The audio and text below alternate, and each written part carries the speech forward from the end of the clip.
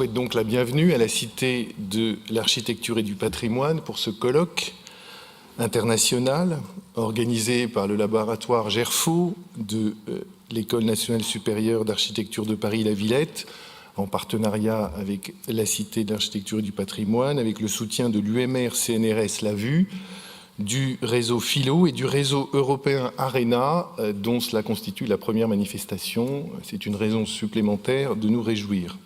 Je remercie évidemment chaleureusement Chris Younes, Céline Baudard, qui ont été les chevilles ouvrières de ce colloque, ainsi que le comité scientifique, le comité d'organisation, les intervenants de ces deux journées, et bien sûr aussi Marie-Hélène Comtal, directrice du développement culturel de la Cité de l'Architecture.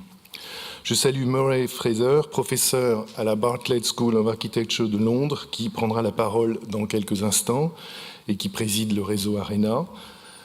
La Cité de l'Architecture et du Patrimoine, vous le savez, réunit en une même institution un centre d'architecture, un musée, une école, une bibliothèque spécialisée et un centre d'archives.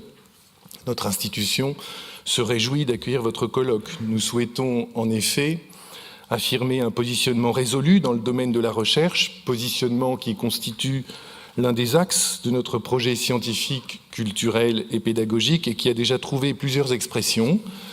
Entrée de notre établissement dans le laboratoire d'excellence création, art, patrimoine de la communauté d'universités et d'établissements ESAM, conclusion de nombreux partenariats ayant donné lieu ces derniers mois à l'organisation de plusieurs colloques et journées d'études avec le HESS, l'INHA, l'Université Paris 1, l'École nationale des ponts et chaussées, l'Institut d'urbanisme de Paris et bien sûr les écoles d'architecture.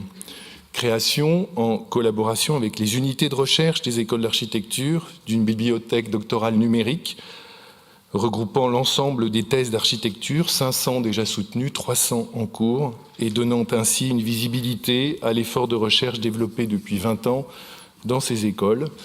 Mise en place d'une encyclopédie collaborative numérique de l'architecture, ce projet qui est en quelque sorte un Wikipédia de l'architecture, mais qui serait au format 2.0, relève tout autant du web social que des bases de données. Il associe enseignants, doctorants et étudiants des écoles d'architecture et de l'université. Vous avez donc choisi d'inscrire vos rencontres dans la postérité du colloque fondateur Mesure pour mesure qu'avait organisé en 1985 le Collège international de philosophie et le Centre de création industrielle. Ce choix place celui qui est chargé d'ouvrir votre colloque face à la difficile question du dire. Du que dire, est-il encore possible d'introduire un colloque architecture et philosophie après Jacques Derrida, mais aussi du comment dire, car la forme la plus appropriée de ce discours d'accueil n'est pas celle de l'introduction qui, selon l'auteur de la dissémination, est unique et anhistorique. Peut-être faut-il alors lui préférer la préface, circonstancielle, empirique, mais aussi multiple, nous dit Gérard Genette dans son inventaire des seuils de la littérature, avant-propos, prologue, notice, avis, présentation, préambule, avertissement, prélude, exorde, avant-dire, proème. Une chose est sûre, ces quelques mots ne seront pas un avant-propos, ils ne contiendront pas davantage d'aphorismes, même si ceux-ci, Derrida l'observait il y a 30 ans, sont édifiants. Pas d'aphorismes, mais tout de même quelques préfixes qui vous permettent d'écrire l'histoire récente de l'architecture et de la philosophie. Vous vous interrogerez ainsi sur la signification qu'il convient de donner à l'évolution de leurs usages, les D, 10, A, post ou néo, ayant laissé la place aux trans, inter, éco, bio ou géo. Cette évolution marquerait-elle une revanche de l'espace sur le temps, un retour en force de la géographie face à l'histoire ? De Daniel Bell analysant les contradictions du capitalisme à Frédéric Jameson, réfléchissant aux logiques culturelles du postmodernisme et Gilles Deleuze théorisant les devenirs, les catégories spatiales semblent désormais l'emporter sur les catégories temporelles. Et la terre ferme, que Descartes, imitant les architectes, entend retrouver dans ses méditations, n'est-elle pas, elle aussi, une figure spatiale relevant davantage de l'itinéraire que de la table rase ? On pourrait enrichir votre liste déjà longue des architectures préfixées en y adjoignant les anarchitectures de Gordon Matta Clark, qui adressait en 1973 un terrible « Nothing Works » à l'endroit du fonctionnalisme, ou bien Les Anarchitectones de Jordi Colomer, réunissant la relecture critique de Mata Clark aux architectones suprématistes de Malevich, ou encore Les Mésarchitectures de Didier Faustino, intégrant le dysfonctionnement comme vecteur de la production de l'espace. En parcourant les préfixes, l'architecture a toujours tenté de devenir autre en elle-même, vous dira Peter Versteeg. Cette condition hétéronymique qui permet d'être soi et autre à la fois, d'être fidèle tout en changeant, n'est-elle pas une nouvelle façon de poser la question de l'identité disciplinaire à l'ère du décloisonnement et de la pensée complexe ou, pour parler comme Paul Ricoeur, de renoncer à la mêmeté pour préserver l'ipséité de la discipline architecturale? Et si la vérité de l'architecture procédait de son indéfinition, comme l'écrivent Benoît Goetz, Philippe Madec et Chris Younes? Lecture et tecture ont partie liées, disait Sylviane Agacinski en 1985 dans son beau texte « Donner lieu ». Mais Victor Hugo s'est trompé. Non seulement ceci n'a pas tué cela, mais il n'est plus du tout certain que ceci, le livre, survive à cela, l'édifice. Peut-être même cela sauvera-t-il ceci en lui donnant un abri, un topos dans le monde dématérialisé des réseaux virtuels. La ville est un texte, dit Michel de Certeau dans l'Invention du quotidien. Sa narration relève à la fois d'une logique de carte et d'une logique de parcours. Là où la carte découpe, le récit traverse, écrit-il. L'espace est un lieu pratiqué, actualisé par les habitants, éparpillés dans leurs gestes cheminatoires. Comment alors rassembler les parts, vous demanderez-vous, avec Benoît Goetz? Mallarmé, dans l'avant-propos de son ouvrage Divagation en 1897, écrivait ceci: « Un livre comme je ne les aime pas, ceux épars et privés d'architecture. » Face au livre qui s'organise autour de son propre défaut d'organisation, le projet de l'architecture serait-il précisément de rassembler l'épars? Mallarmé terminait l'avant-propos de son recueil par ces mots: « Les divagations apparentes traitent un sujet comme un cloître, quoique brisé, exhalerait au promeneur sa doctrine. Le livre, nous dit-il, est un cloître, édifice unifié, isolé, fortifié, propice au recueillement, mais le cloître doit être brisé. La déconstruction de l'architecture est la condition même de sa compréhension, la seule manière de la saisir dans son essence, d'en conserver la fragrance. » Dans un roman paru en 2005, Les Arpenteurs du monde, l'écrivain allemand Daniel Kellmann racontait la rencontre fictionnelle entre deux grands esprits, le mathématicien Gauss et le naturaliste Humboldt, qui, chacun à sa manière, consacrèrent leur vie à la compréhension de l'univers. À travers ces deux personnages, le romancier opposait deux manières de prendre la mesure du monde. L'une sur le terrain, l'autre sur le papier, l'une par la théorie, l'autre par la pratique. Mais l'un et l'autre finissaient par comprendre que mesurer la planète, c'est aussi l'inventer. Peut-être manquait-il à cette entreprise comparatiste une troisième figure, celle de l'architecte, capable de réconcilier la pensée et le faire, le savoir de l'ingénieur et la connaissance des sciences de l'homme. Habiter, c'est être poète, écrit Heidegger dans sa célèbre conférence de 1951, car la poésie n'est pas nostalgie stérile, papillonnement dans l'irréel ou fuite dans un rêve sentimental, elle est ce qui ramène l'homme sur terre. Être poète, c'est mesurer la distance entre le ciel et la terre, c'est arpenter le monde. Encore l'architecture, encore la philosophie. C'est encore qui se donne à entendre dans l'intitulé de vos journées et dont l'écho renvoie au séminaire 20 de Lacan, est-il le signe de la répétition ou l'indice du désir? Le savoir architectural, s'il n'est pas original, est cependant irréductiblement autre, observait déjà Daniel Payot dans le colloque Mesure pour mesure. Le A de l'architecture sera-t-il pour la philosophie le grand A de l'altérité radicale ou le petit A de l'objet du désir? Si la pensée est jouissance, comme l'affirme Lacan relisant l'éthique à Nicomaque, formons alors le vœu qu'au cours de vos échanges, elle ne relève ni de la jalouissance, ni de l'énamoration, mais qu'elle permette aux architectes et aux philosophes d'arpenter ensemble les chemins de l'amitié. Je vous souhaite de bons échanges et j'appelle Murray Fraser.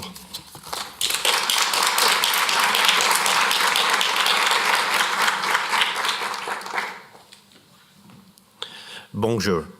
I must apologize. I will be speaking in English. My ability to listen to and understand French is much, much better than my ability to speak it. I want to say a few words just to introduce ARENA, if I can, just for a few moments. We're a new organisation. We were set up less than 2 years ago. And our aim is to promote the high standard of European architectural research. We bring together currently 24 leading schools of architecture in Europe, and we're also growing. We have several schools from France, and obviously we are always looking for new members. Architecture is defined by us in its widest sense, from science to social science to arts and humanities to design and creative practice.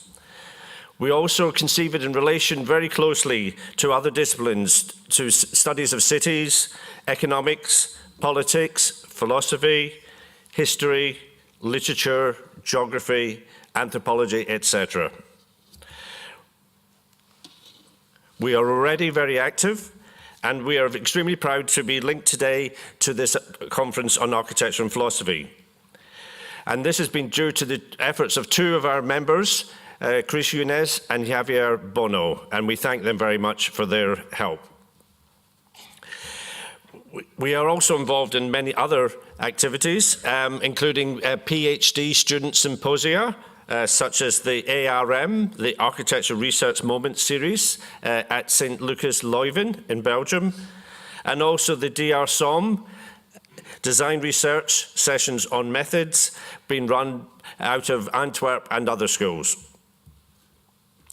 Another key initiative we're involved in is the Alter Rurality Conference Series, which aims to rethink what rural means in architecture and culture today.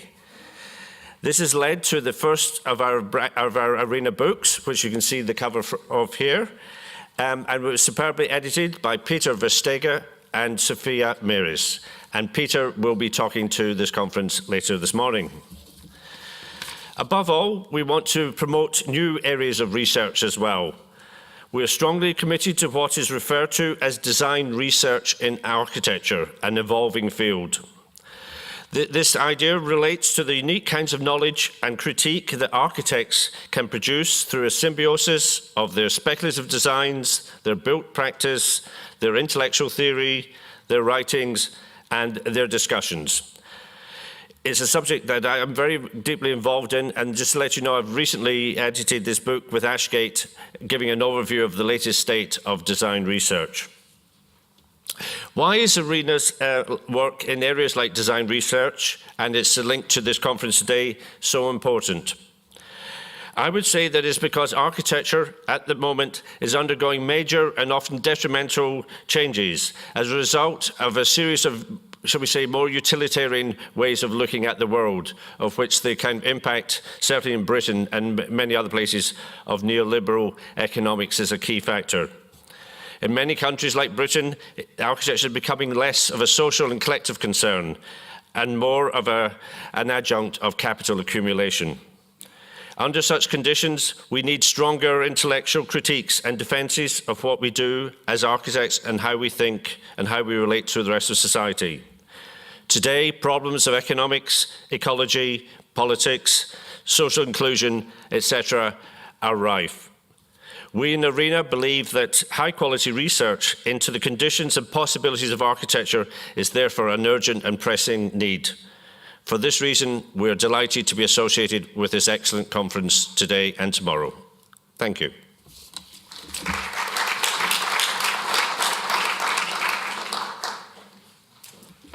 Eh bien, bonjour à tout le monde. Nous sommes très contents de voir que cette rencontre a attiré finalement un public, puisqu'en fait, ça n'est pas gagné que l'architecture et la philosophie finalement puissent se retrouver comme ça, portées par autant de personnes ce matin. Alors, merci à Guy Anselem de nous accueillir de si belle manière. Merci, cher Murray Fraser, de nous avoir permis d'avoir cette première conférence annuelle du réseau ARENA. Donc cette rencontre architecture et philosophie qui va avoir lieu pendant 2 jours, c'est beaucoup. On est dans une culture du speed. Et donc d'avoir 2 jours comme ça pour réfléchir ensemble, se rencontrer, échanger, c'est vrai que c'est un luxe. Et c'est possible parce que nous sommes portés, en fait, par la Cité de l'Architecture à cette occasion, portés par le réseau ARENA, pour cette occasion, parce que comme vous avez pu voir, c'est aussi une nouvelle association de recherche en Europe qui vise à traverser les frontières, à être cross-borders, des frontières, des disciplines et aussi des cultures linguistiques. C'est aussi porté par le réseau Philo, qui est un réseau scientifique thématique du ministère de la Culture, qui a vu sa naissance à Clermont-Ferrand, en province, et qui continue à se développer aujourd'hui et qui prépare d'ailleurs, nous aurons une présentation demain par le responsable du réseau, David Marcillon, une rencontre autour d'enseigner l'architecture et la philosophie dans les écoles finalement d'architecture. Comment se passe cette rencontre? Et bien sûr remercier le laboratoire Gerfaut avec son directeur Xavier Bonneau, qui est architecte et qui aussi est un ami de la philosophie. L'école spéciale d'architecture qui et donc nous porte aussi dans cette rencontre et qui est un des partenaires d'ARENA, un nouveau partenaire d'ARENA, et l'ENSA de Paris-La Villette qui donc accueille le laboratoire Gerfaut. Alors dans son texte Point de folie, maintenant l'architecture, j'aime bien dire point de folie, parce que point de folie, c'est un point comme ça, un moment comme ça de folie. On pourrait le comprendre, pas de folie quand on dit point de folie, mais point de folie, c'est beaucoup plus ambigu, et c'est cette idée quand même que les choses décisives, comme dit Nietzsche, à un moment, elles se font malgré les circonstances. Et dans justement dans les secondes intempestives de Nietzsche, cette idée que c'est malgré les circonstances. Et je crois que c'est profondément philosophique, c'est profondément architectural. Cette idée que quelque chose peut émerger. Maintenant, l'architecture, et moi je rajouterais l'architecture et la philosophie. Je pense que Jacques Derrida avait mis l'accent sur l'idée que ce qui est en jeu entre architecture et philosophie, puisqu'avec Céline, on a choisi de prendre l'idée de entre, cette idée que cette rencontre entre architecture et philosophie, c'est comme il le disait, une cohabitation essentielle. Et c'est vrai, je crois que moi j'ai une formation de philosophe, vraiment de philosophe, puisque j'ai fait ma thèse sur Hegel et Husserl, donc je veux dire c'est vraiment dans l'histoire de la philosophie, il y a très longtemps. Hein. Il n'empêche que cette rencontre, que l'on recherche, que l'on travaille depuis des années, dans différentes écoles, avec différents partenaires, c'est toujours qu'est-ce qui se passe entre l'architecture et la philosophie. Et Derrida a déclaré à cette occasion, comme l'a rappelé Guy Amselem, le Collège international de philosophie se devait de donner lieu à une rencontre pensante entre philosophie et architecture. Non pas pour les mettre enfin face à face, mais pour penser ce qui depuis toujours les maintient ensemble dans la plus essentielle des cohabitations. Et je trouve que parmi tous les discours sur ces rapports archi-philo, je trouve que de revenir sur ce que veut dire cohabiter, qu'est-ce qui relie profondément l'architecture et la philosophie ? C'est une communication, c'est un langage. Souvent, on va dire que les langages ont du mal à se parler. Et c'est vrai que le concept philosophique et la culture architecturale sont des cultures très sophistiquées, l'une et l'autre. Mais elles participent profondément d'un désir de rencontre qui traverse finalement toutes les polémiques les plus basses à certains moments. Parce qu'en fait, c'est la question de ce que c'est qu'exister, d'être sur Terre comme mortel. Et comment bâtir, comment coexister ensemble. C'est la question aujourd'hui, hein, de la coexistence qui est absolument essentielle. Donc comment co-architecturer le monde est absolument central. Et cela signifie qu'il faut se demander quelle vision du monde on peut partager.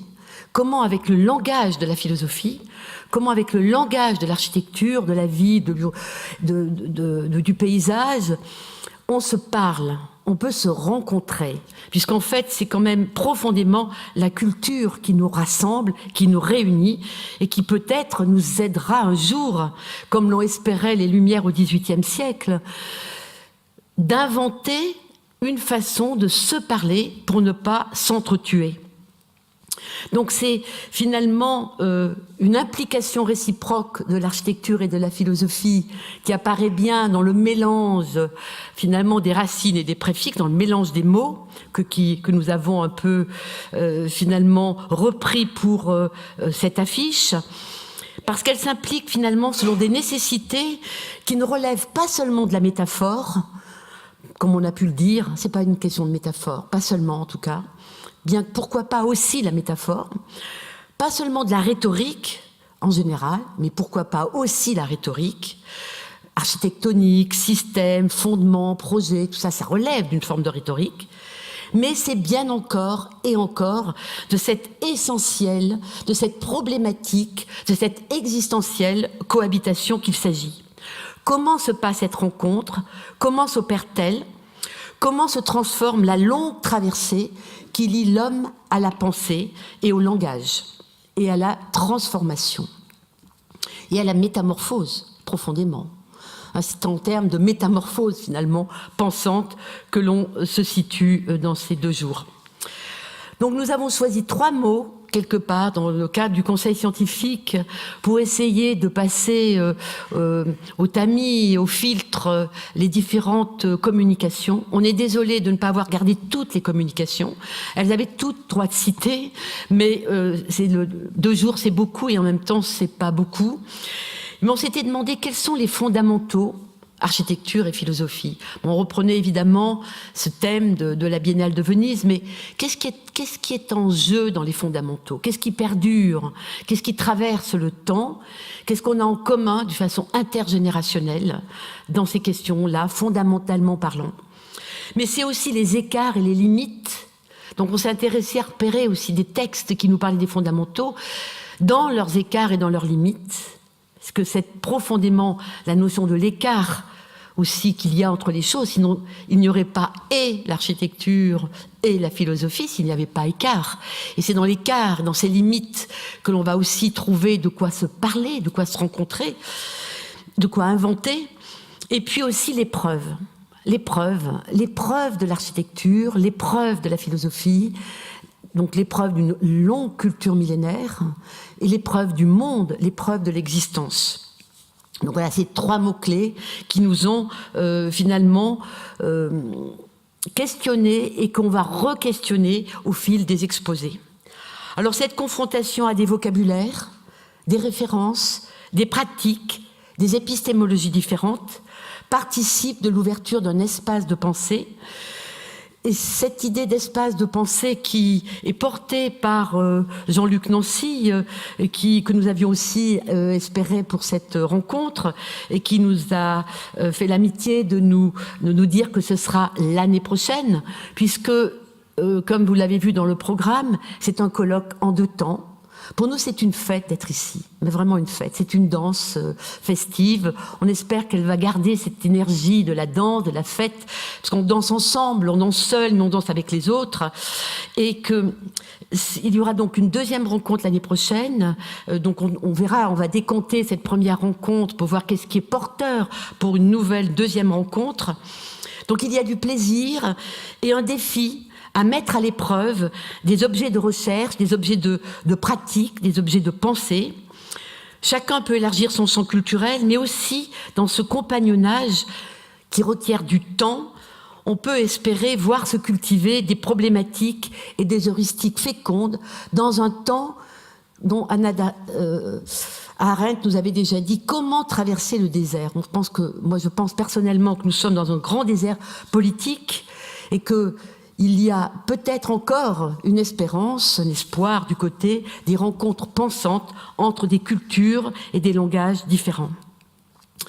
Donc, rendez-vous tout de suite dans un jeu des préfixes, donc que Céline Baudard va vous présenter.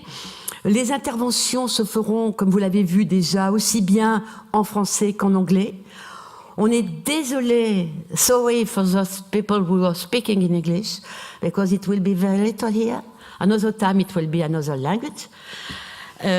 Mais ce sera quand même les deux, et dans la publication qui viendra, nous aurons bien entendu le français et l'anglais, des résumés pour les textes français en anglais, des résumés en français pour les textes en anglais, parce que c'est aussi la rencontre des langues qui est en jeu si on veut que philosophie et architecture puissent continuer à se parler. Donc je laisse la parole à Céline Baudard, que je remercie, parce qu'en fait, lorsqu'on a cherché avec Xavier Bonneau comment lancer notre rencontre Arena, on a cherché plein d'idées. Et en fait, c'est l'idée des préfixes qui a germé dans l'esprit de Céline qui a été le plus évident. Et je pense que c'est vraiment porteur. Et moi, je vous invite tous à jouer ce jeu des préfixes, comme vient de le jouer Guy Amselem tout à l'heure, parce qu'il y a certainement beaucoup de choses à inventer dans ce jeu-là. Merci beaucoup.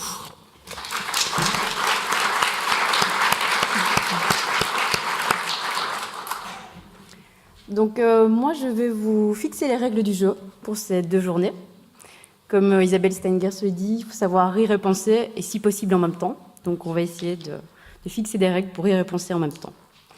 Donc on l'a déjà dit plusieurs fois, nous, notre rencontre, elle s'inscrit dans la continuité d'une première rencontre qui s'est jouée en 1985.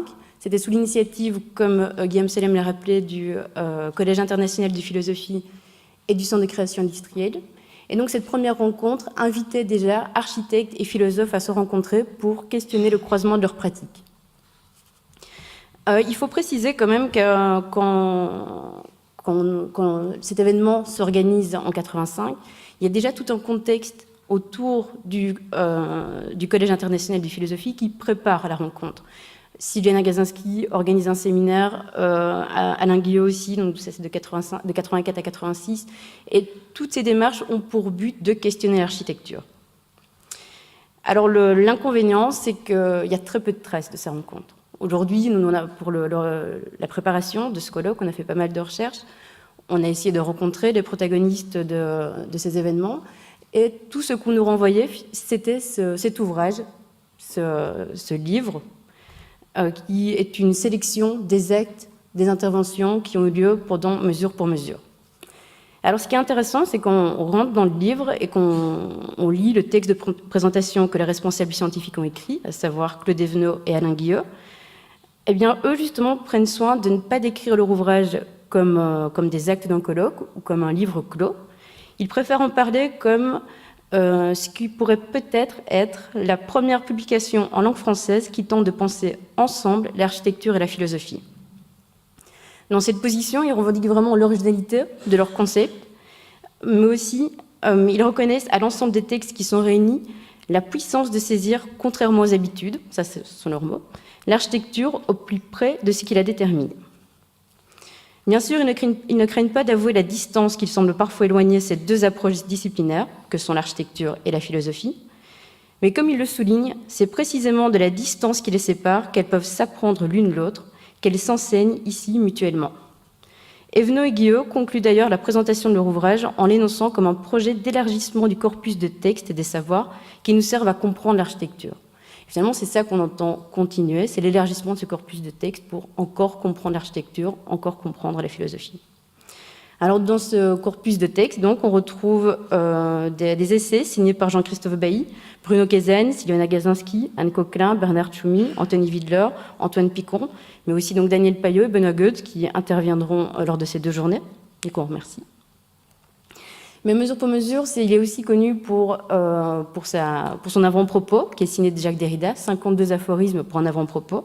Et donc en 52 brèves sentences, le philosophe expose ce qu'il reconnaît comme la grande nécessité de cette rencontre. C'est-à-dire qu'il remercie le Collège international de philosophie d'enfin, ces mots, ouvrir la philosophie à d'autres disciplines, à d'autres théories, à d'autres pratiques. Derrida voit dans cette nouvelle aventure la possibilité de jets, projets, objets, sujets nouveaux, de gestes nouveaux encore inqualifiés. Et il met en garde aussi, il précise bien que tout l'intérêt de cette rencontre entre architecture et philosophie, ce n'est pas forcer une redéfinition de l'architecture. Il dit qu'il n'est pas la question de l'arrêter dans un être architecture ou un devoir être architecture, mais au contraire, peut-être sous-entendre que toujours elle arrive, qu'elle se donne lieu sans en revenir, et que c'est là qu'est l'événement. Alors, parce que c'est une transition certainement très facile, je vous propose d'ouvrir notre colloque par les mots de celui qui l'ont ouvert il y a 30 ans, qui ont ouvert la première rencontre. Donc, aphorisme 22, Chris a déjà cité tout à l'heure. Donc, le Collège international de philosophie se devait de donner lieu à une rencontre pensante entre philosophie et architecture, non pas pour les mettre enfin face à face, mais pour penser à ce qui depuis toujours les maintient ensemble dans la plus essentielle des cohabitations. Alors nous, ce qui nous intéresse, c'est cette rencontre pensante, ou alors une pensée dans l'antre, dans l'ouverture entre philosophie et architecture, philo d'un côté, sophie de l'autre, archi d'un côté, tecture de l'autre. Mais on va commencer avec l'arché. Dans Mesure pour mesure, Daniel Payot parle de l'arché, parle de ce que Derrida appelle le commencement, le commandement, la mise en mouvement et la mise en ordre. Et il dresse, donc en 85, un état de crise du savoir architecturel, ou plus justement, un état d'égarement ou de dénaturation. Il dit que ce savoir, essentiellement architecturel, se retrouve démuni, impuissant lorsqu'il lui est retiré la dimension principielle qui le définit. Il nous rappelle qu'au cours de son histoire, le savoir architecturel, lui qui était auparavant dominant, lui qui si souvent était utilisé comme modèle pour d'autres savoirs, se retrouverait désormais incapable de s'appréhender lui-même comme propre forme de savoir, condamné à chercher hors de lui-même ses propres modèles, condamné à emprunter, sans même peut-être pouvoir penser vraiment la nécessité et les modalités de cet emprunt. Alors pour poser, voire reposer cette question de l'architecture comme savoir, Daniel Payot appelle la discipline à penser à partir de sa singularité. Il invite l'architecture à se penser comme installation singulière ou comme installation dans la singularité.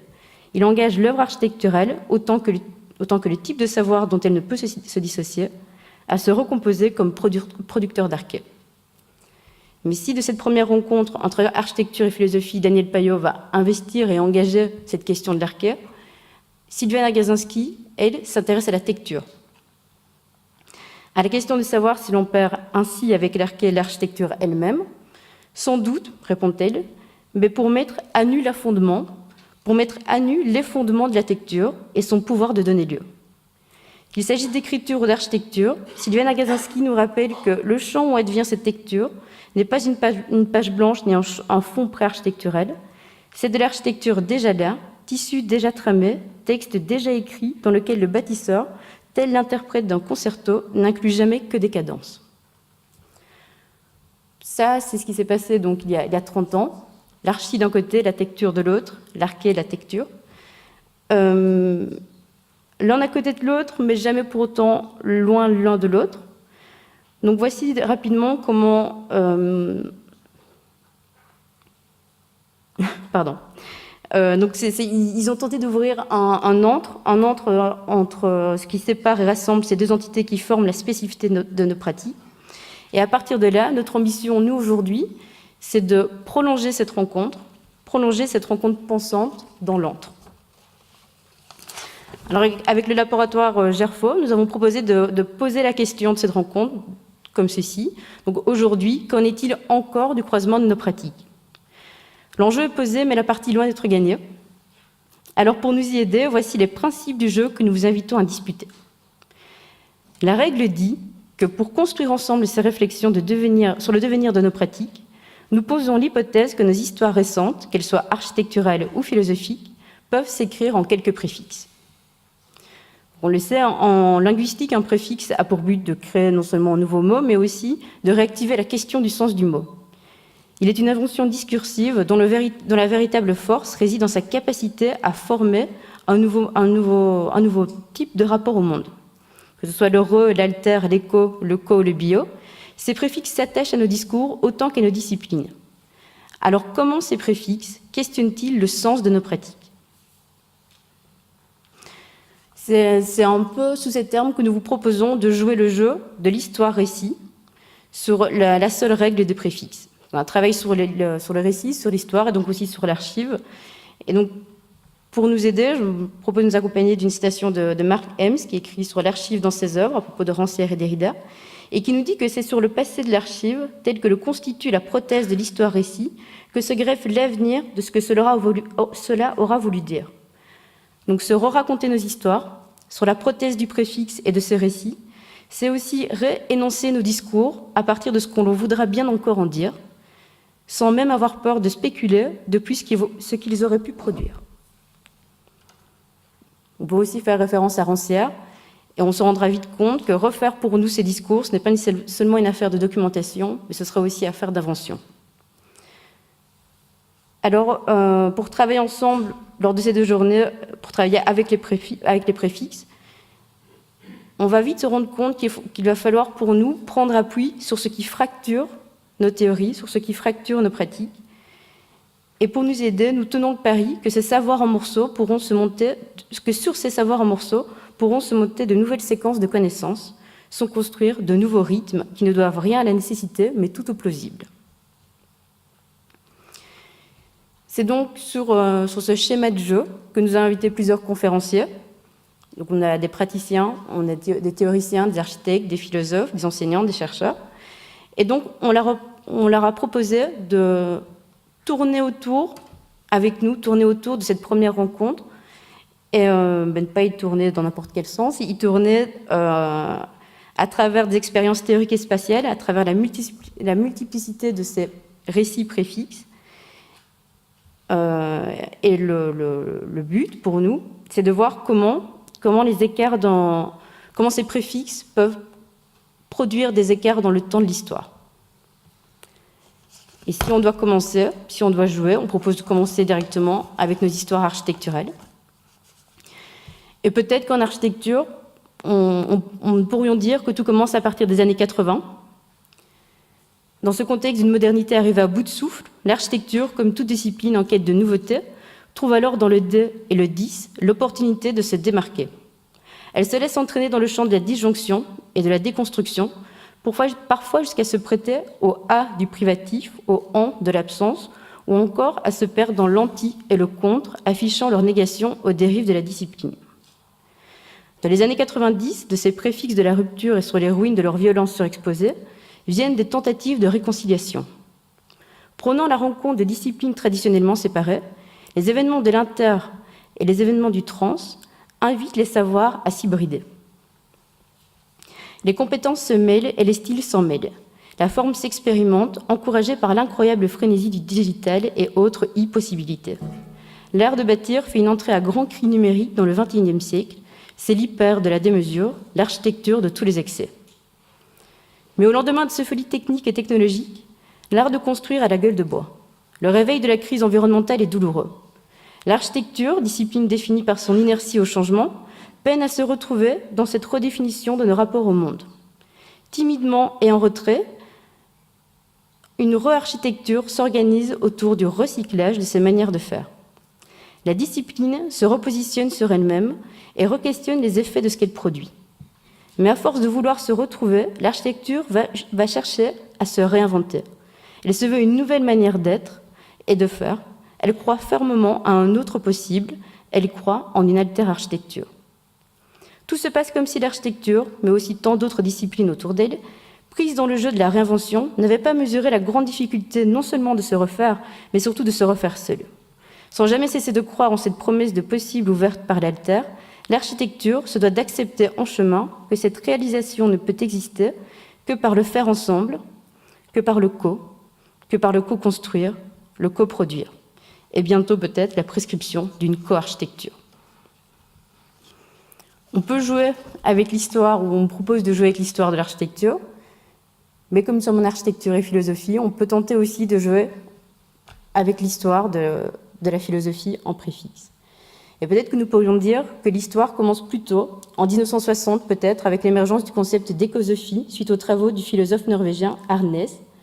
Mais ce pari sur l'éco comme nouveau moteur éthique sera surtout repris par Félix Guattari à la fin des années 80 et diffusé à travers son ouvrage Les trois écologies. Ce rapprochement forcé vers une sagesse du monde et une conscience environnementale toute neuve se poursuit à travers sa route sur d'autres préfixes, tels que la biosophie ou encore la géosophie. Mais ces appels pour une révision de nos relations aux différents aspects de vivant ne sont pas à confondre avec une géophilosophie, comme présenté par Deleuze et Guattari dans Qu'est-ce que la philosophie en 1991. Celle-ci avait quant à elle pour ambition d'extraire la philosophie des abstractions de son histoire en la rattachant à ses racines géographiques. Mais pourquoi ? Si cette approche géophilosophique visait à redécouvrir les implications esthétiques et politiques de toute pratique philosophique, alors à quoi répondait cette réinvention disciplinaire ? Alors évidemment, ces liens que nous tissons, de manière évidente, voire volontairement maladroite, n'ont pas seul intérêt que de faire tenir ensemble nos histoires. Elles forcent peut-être le trait, mais tous ces liens animent une même nécessité, celle d'ouvrir des écarts, qu'il s'agisse du dis, de l'alter, du co ou du géo, tous s'accrochent à l'arché dans le seul but de le questionner, de l'éprouver, et pour ne jamais finalement complètement le laisser tomber. Nous nous intéressons à ce que le préfixe maintient des deux côtés de son tiret, ce qui l'assemble autour de l'écart qu'il ouvre. C'est parce qu'il l'ouvre, creuse, donne du souffle, parce qu'il crée une mise à distance, un espacement, un interstice qu'il fait naître de nouveaux possibles. Évidemment, ces nouveaux possibles ne s'écrivent pas sur une page blanche. Au contraire, le préfixe résiste à l'abandon. Il rattache la racine à ce qui tente de lui échapper. Il tente de combler ce qui le fracture, de contrôler ce qui le menace, de domestiquer ce qui se veut hors de son contrôle. Le préfixe restructure un en dedans à ce qui se forme comme un en dehors de sa racine.